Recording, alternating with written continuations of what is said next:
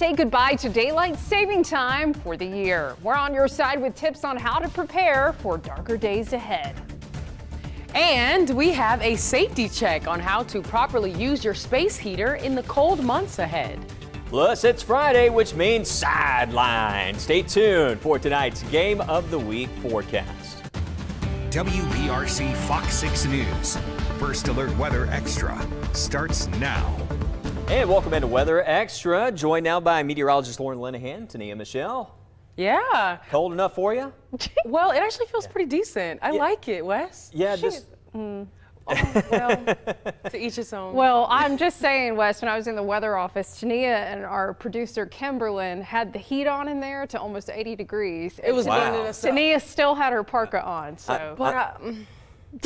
I was getting hot though. I think they'll be selling some of those lock boxes to put over the thermostat this Oh, weekend. yeah, I could I was see saying that. during the news the past half hour, this is one of those setups, where it's either too hot or too cold. There's so never in between. no in between. Right? We're just having to camp out next to the thermostat right now. But That's a good idea. we are going to have some warmer weather coming up here next several afternoons. Let's talk about it. We mentioned sideline. We're counting down to kickoff right now for a lot of those games around the area. But one of the next big things I want to get into, notice how we have fires happening. We were talking about it yesterday, a brush fire that was in the area. We've seen so many fire reports. Now, what you're seeing here, these are not all wildfires. They're contained fires at the moment, but there are a couple you can see being worked right now. But it's been a busy past week, and we've been seeing this with these extreme drought conditions. So bottom line here, avoid burning at this time. It is dangerously dry. We're already seeing level 3 out of 5 drought conditions for most of the area,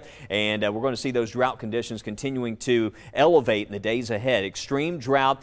Showers could come back Thursday, and we are seeing some data finally in the long range, just giving you that first alert for possibility of some wet weather perhaps towards the end of next week. But that's what we're watching in the forecast. Again, very dry at the moment, but on the other hand, we're talking about some very nice conditions for outdoor activities this weekend. A perfect night out there this evening. You can see for tomorrow morning, out the door temperatures in the 30s will be above freezing in most areas. So if you're worried about having to cover those pipes tonight, it looks like in the morning we're going to see those temperatures staying above freezing, so no need to drip the faucets there during the overnight hours. Saturday, we've got highs back in the 70s during the afternoon, a mostly sunny sky, but some beautiful weather on the way for tomorrow, and this will carry over into Sunday. Also looks like a very nice day, but we'll talk more about the long-range forecast and when we could see some rain coming back later in the show.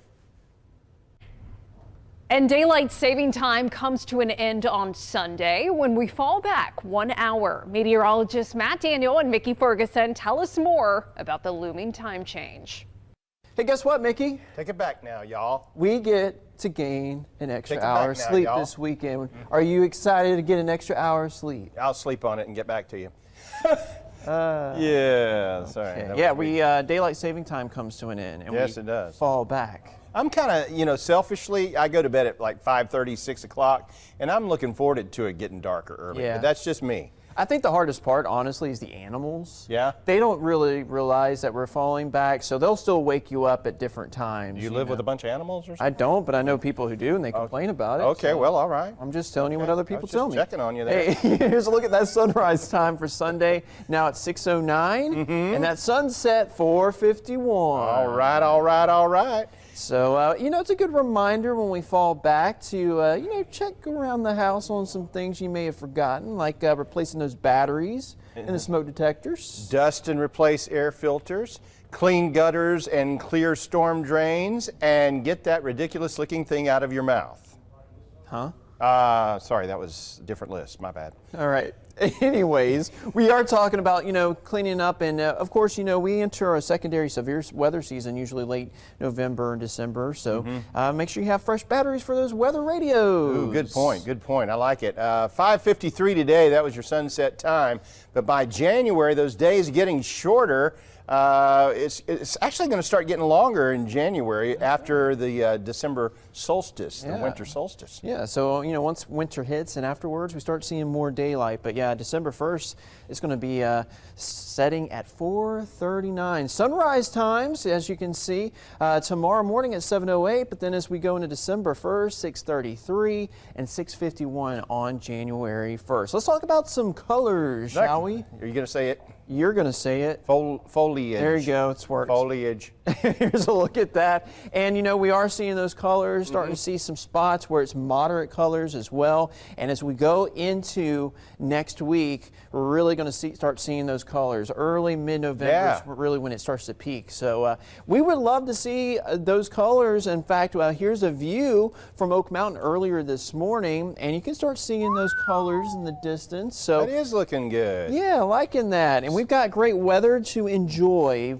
thanks to the sunshine and dry air. So make sure you submit those fall colors through our WBRC First Alert Weather app. Yeah, it's a free download now. You can go to the App Store, or anytime we show our 7-day forecast on our weather forecast, you can get a quick and easy download. But you just scroll down to the bottom there and you can see where it says to submit those photos, videos too. So we'd love to see maybe videos of some fall colors. Send us your name and where you're taking those pictures of, and you might just see it right here on First Alert Weather Extra. Don't forget to take it back now, y'all.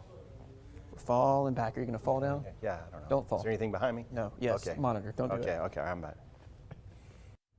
What kind of sweets did they feed Mickey this morning? That's my question. Well, this week's cold weather is likely forcing you to turn on the heat in your home for maybe the first time this season, or in the weather office as our heater is, doing due diligence back there. So we're on your side with some things to be looking out for as you do. Our Jonathan Hardison gives us some safety tips. So if you're like me, you're holding out as long as possible and turning on that heat for the first time. 59 inside the house, right? All right, now it's time to turn the heat on, probably this week. And a couple of those nights probably forcing you to make the switch, even cheap guys like me, right? Well, here's 5 things you need to be thinking about before you do, or at least looking out for. It starts with replacing your air filters. Now's a good time to make sure your system is sucking in clean air, which is the best way to make sure it's running as effectively as it can. Clean filters will help you do that. If you hear that smell, that slight burning smell, that's okay. When you first turn on the heat, that's likely some dust that's accumulated on the top of that heat exchanger just burning off. If it's just a short time you smell that smell, no problem. Now, if it's a longer term, if it smells like plastic or wire burning, that's when you need to call a licensed HVAC contractor to come out and take a closer look. Now's a good time to check the insulation in your attic, especially if you have blown-in insulation. It naturally just compacts over time. But listen, the secret to that is the fluffier it is, the more insulation it's providing you. So as it gets packed down, you want to put some fresh in or take the old out to try and raise the insulation, keep that heat trapped in and the cold air out. Now's a good time to check that. As well, it's time to install or check those carbon monoxide monitors. You need at least one in each of the levels of your house to be safe. That's, of course, a big concern this year as you turn the heat on, which is why you need to check the venting for your furnace. Make sure the vents to the outside are clear. I know birds put a nest in there perhaps over the summer. And make sure there's no cracks in your heat exchanger. Here's why. If there are cracks in the heat exchanger, that can allow carbon monoxide to get into the HVAC system, and then the system's just going to circulate it through the home. So that's not good. And so as your system ages, you need to make sure that you're having that annual inspection done, and a professional licensed contractor is doing a good inspection on the heat exchanger to make sure there's no cracks there. And if you need a licensed tech to come give you a checkup, you may be in luck. On Time says they're only running about a 1 or 2 day backup right now. All those tips, by the way, if you want to take a fresh look at them, they're in our WBRC News app right now. Definitely taking some notes there, Jonathan. And as he said, those tips can be found right on the First Alert News app. Tania?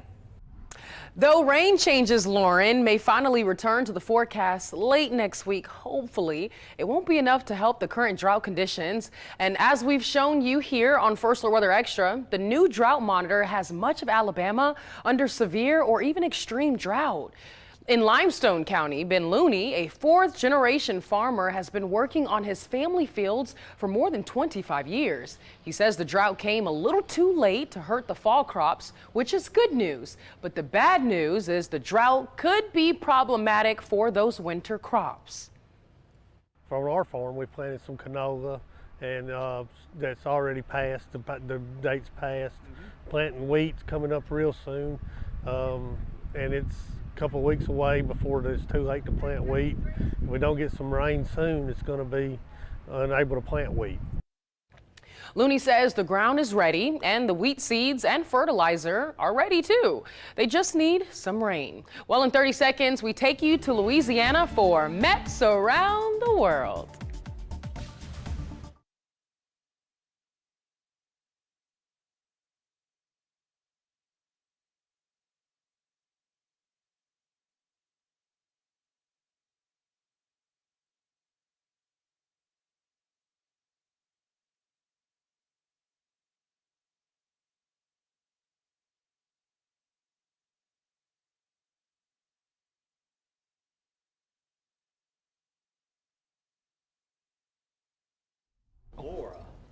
Welcome back to First Alert Weather Extra. I'm meteorologist Tania Michelle. Today is Friday, and that means it's time for another installment of Mets Around the World. As hurricane season soon comes to an end on November 30th, meteorologist Wade Thompson joins us as we revisit the powerful impact of Hurricane Laura's strike in Louisiana. By far, Hurricane Laura was the biggest event, and I hope it's the biggest I ever experienced, meaning I don't want another one of those or anything that's worse, because that was quite an event. Talk about that day and how you and your team were able to work together and letting the viewers know what to expect leading up to it. Yep. And what you guys did afterwards.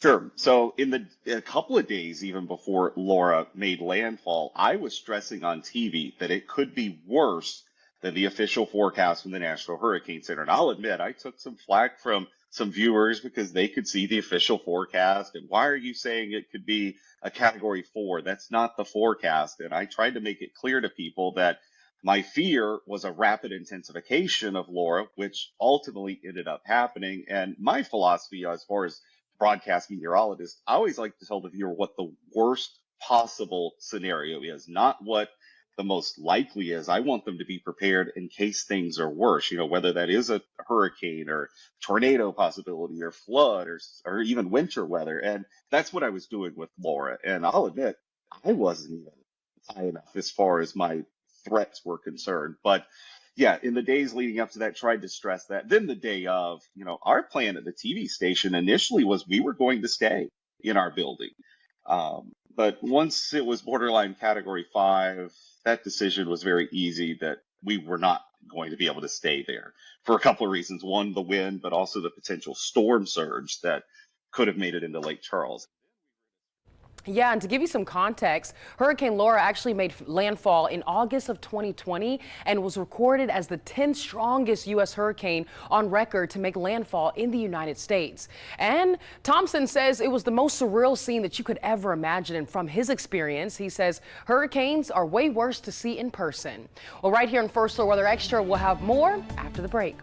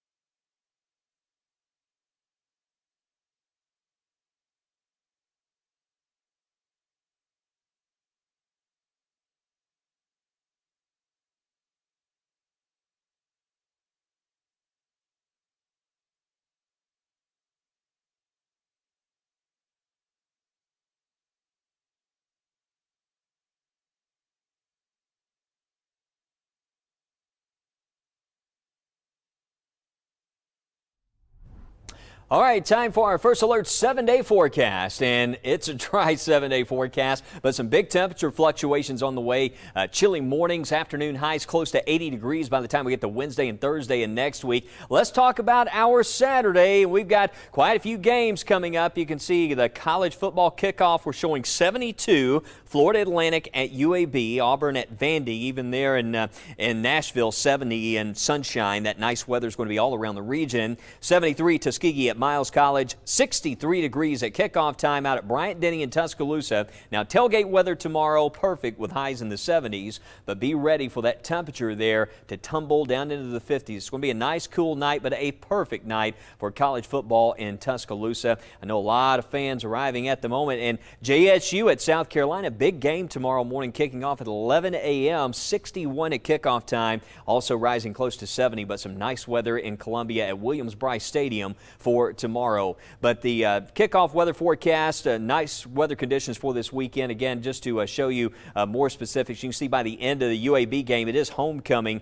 We go from 71 to close to 70 degrees there later on in the game. And by the end of the Alabama game, temperatures should be tumbling down into the 50s. Now, Sunday and into next week, if you're looking for some afternoons here, maybe do a little leaf cleanup over the next several days. We've got some great weather for yard work and just getting out and about. Maybe getting a walk the dog over the next few days. Some nice weather with sunshine, but again, it's very dry, extremely dry, dangerously dry. Avoid burning. And as we've seen so many reports of some of those brush fires around the area. 7-day forecast next week, Thursday, we have a chance for a few showers.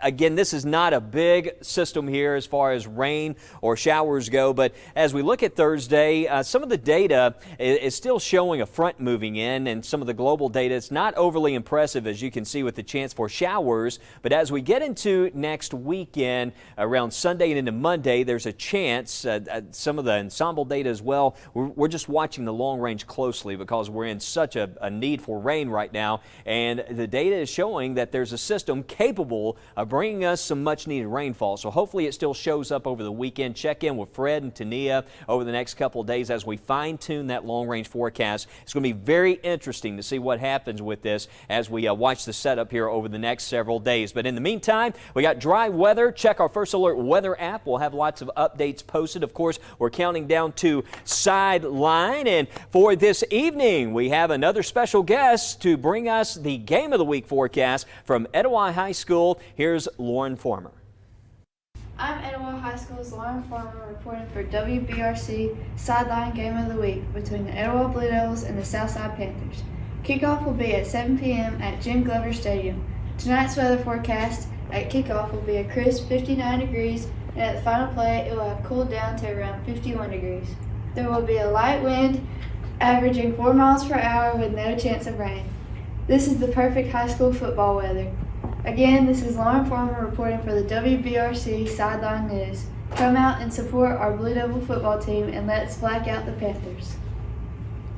All right, way to go, Lauren, with the sideline forecast. And we certainly appreciate all the sideline forecasts that we've had throughout the regular season here. And also want to share a special group of students I had a chance to visit today at Mountville Elementary School. Big shout out to Hale County. Yeah, we were getting it there at Mountville Elementary School. We had the Weather Kid twist going on. The students had a lot of fun. We sang some weather songs and talked about some weather safety, but a fun time. The weather was actually just perfect there for the drive down through Tuscaloosa and down Highway 69 there through Tuscaloosa. And I know the kids were also excited, Lauren, that we have the weekend coming up, and we've also got some nice sunny weather to get outside and play. We talked about lightning safety, right? When thunder roars, go indoors. So that's always a fun song. And check it out. Got my Melville. Nice. Yeah, we're ready to go now. Oh, that's cool. Need a little T-shirt for the afternoon. You know, it's jacket, morning, T-shirt right? in the afternoon. Perfect. They're supplying your wardrobe.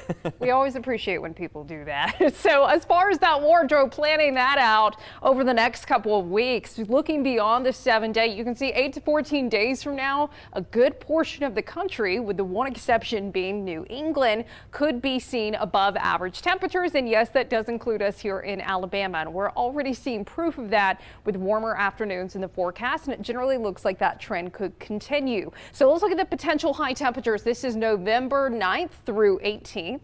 You can see going into next week, possibly getting into the 80s, and then maybe a little bit of a cool down into next weekend. Hopefully we could get some rain, and then temperatures looking near or slightly above average the following week of November. Doesn't look like we have a frost or freeze threat anytime next week. We'll keep an eye on things the following week of November. Again, this is looking at the 9th through 18th, but generally looking pretty quiet and temperatures at or slightly above average. What about rain chances? Well, if you notice, north central Alabama looks around average for this time of the year. So maybe we could get a couple of systems in here, but overall it looks like maybe the southern half of Alabama could see a better chance of some rainfall in the forecast. And they certainly need it down there where they are under extreme drought.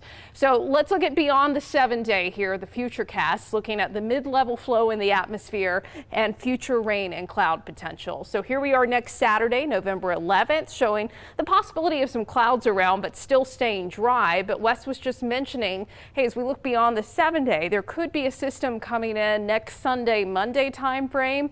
I say next Sunday, Monday, we're talking Sunday the 12th into Monday the 13th, possibly some beneficial rainfall coming in. Now, the trend recently has been we see these systems that could bring rainfall, and then as we get closer, they begin to lose their moisture, and it looks like the system won't bring anything. We're hoping this one will be a little bit more substantial, so we'll keep you updated. Make sure you're staying up to date on that First Alert weather app. It looks like we get past that Monday. We begin to see a ridge of high pressure building in across the Gulf Coast again, and that could be allowing for some slightly warmer than average temperatures, and it looks like we would be in a pattern that would still promote plenty of dry weather. So looking beyond the 7-day, maybe one system late next weekend into early the following week, but that's about it. So looking pretty dry as we get a little closer, just inching closer and closer to Thanksgiving. But you know, Wes was just talking about he went to Moundville. I also had the opportunity to go to Tuscaloosa County yesterday to Vance Elementary School for their Careers on Wheels event.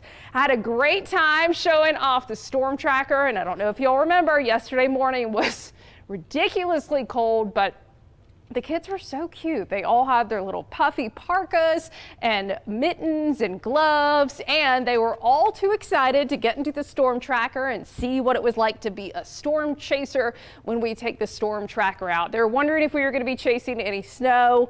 I told them there is no hope of snow. We hate it around here. It's like if it's cold enough to snow, then just do it. But sometimes that's a problem. When the air is so cold, it's too dry to hold any moisture. And goodness knows getting snow or rain in this drought is tough. But thanks so much again to Vance Elementary for having me out. Had a wonderful Thursday with you all. And I listened to Christmas music and the storm tracker on the way there and on the way back. We'll be right back with one final look at First Alert Weather Extra.